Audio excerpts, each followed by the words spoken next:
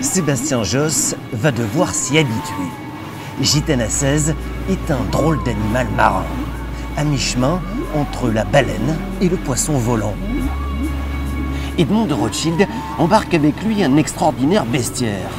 L'aigle et le lion des armoiries familiales, un poisson pilote fluo et surtout l'aileron tranchant d'un requin de carbone fidèle et facétieux. Adaptés pour la première fois des monocoques océaniques, les Derifoil constituent l'innovation majeure des 60 pieds de dernière génération. On voit le type dépasser derrière moi. C'est vraiment, plus le bateau va agiter, plus il va se mettre à l'horizontale. Là, il n'y a pas beaucoup de vent, donc il est encore assez vertical. Et ça permet de créer du lift en dynamique qui sert à contrer le moment de gîte du bateau et donc à faire que le bateau se mette plus à plat et aussi se lève un peu de l'étrave. Et ce qui permet vraiment d'alléger et de sustenter le bateau.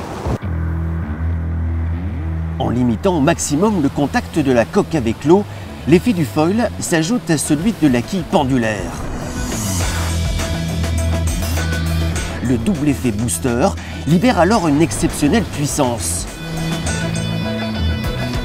Lancé à près de 30 nœuds, le bateau prend des allures de dragster. Les records de distance ne devraient pas tarder à tomber.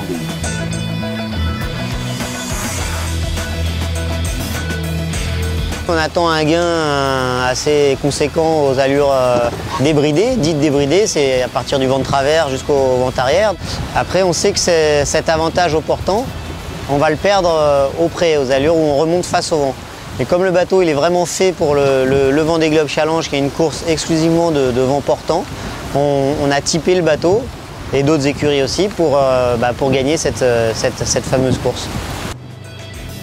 Au petit jeu des statistiques du Vendée Globe, les 60 pieds équipés de foil pourraient gagner près de 4 jours sur les bateaux de la précédente génération. Mais en attendant le tour du monde, Edmond de Rothschild va d'abord livrer une bataille sur l'Atlantique à l'occasion de la Transat Jacques Vabre. Départ du Havre, direction le Brésil, le 25 octobre prochain.